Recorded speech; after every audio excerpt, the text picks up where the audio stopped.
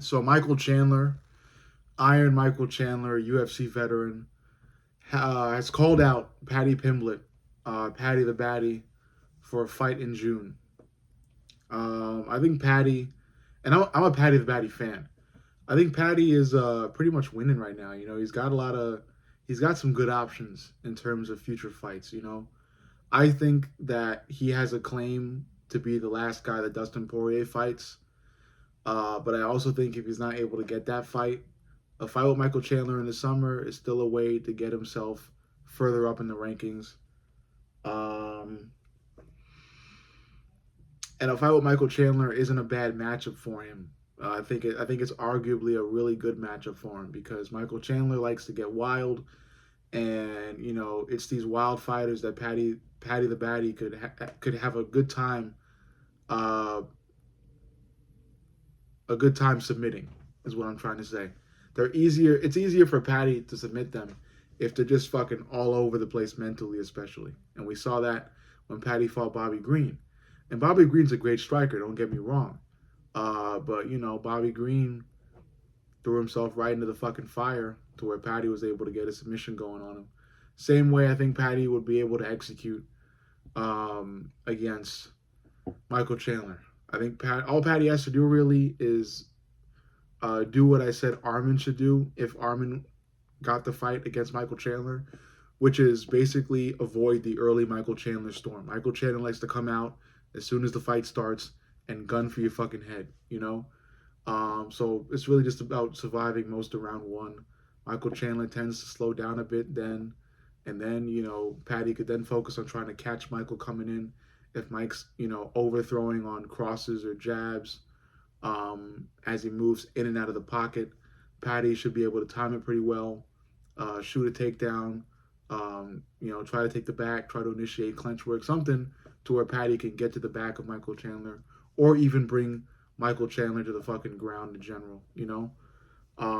And that's where Paddy could work and just find a way to submit Michael Chandler, you know? Uh, Mike Mike isn't like horrible on the ground, but he's not like really good to the point where a submission is not able to happen. You know, I think if anybody could do it, it's Paddy. So a fight between Paddy and Mike is good news for Paddy fans. Also, a fight between Paddy and Dustin Poirier is arguably good news for Paddy fans. That's what I want to happen. I think Paddy should fight Dustin for his last fight. I'm not sure it will happen because of what Dustin said previously, which is that Dustin wants to fight a legend for his last fight. So Paddy is not in that legend conversation. I would disagree. I think Paddy would make a great last fight for Dustin.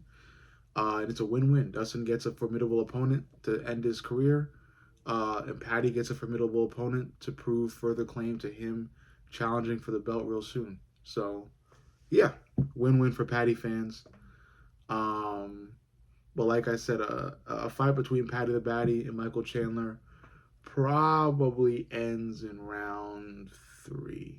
I think it'll probably be a three-rounder, so I think it ends in round three. I think it gets competitive in the first. Michael Chandler guns for Paddy's head. That's where Paddy has to be calm. He's got to probably be on the back foot for most of it, just trying to slip and dodge and angle out punches. Maybe throw a couple of his own, but mostly it's just about trying to evade the devastating punches of Michael Chandler and the kicks as well. And as Michael Chandler starts to slow down nearing the end of the first and beginning of the second round, that's where Paddy can look to try to catch Michael Chandler. Maybe a little hard because Mike is, you know, really fast and really jumpy when it comes to coming in and out of the pocket.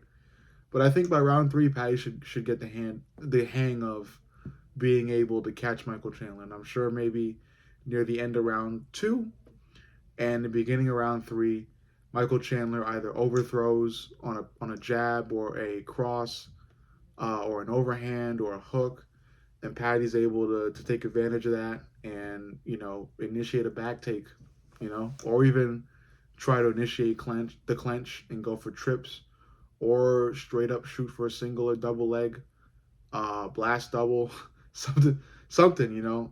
Probably not a blast double from a guy like Paddy. I think it's more so just kind of um, slipping a overhand or a jab or a cross when Michael Chandler overreaches, and then just kind of moving in for an immediate back take to where Paddy can kind of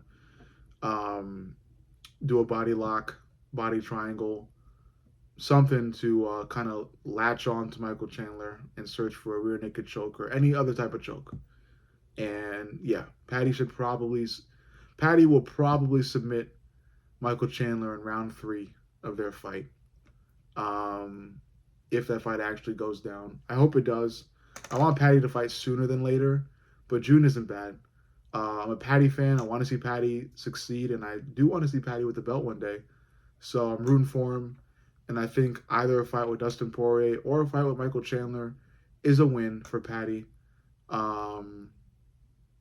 Future wise, it's not a definite win in the fight, but it's a win if he's able to get the win, because beating Dustin Poirier or Michael Chandler is giving Paddy not only a top spot in the division, but also a chance at the belt.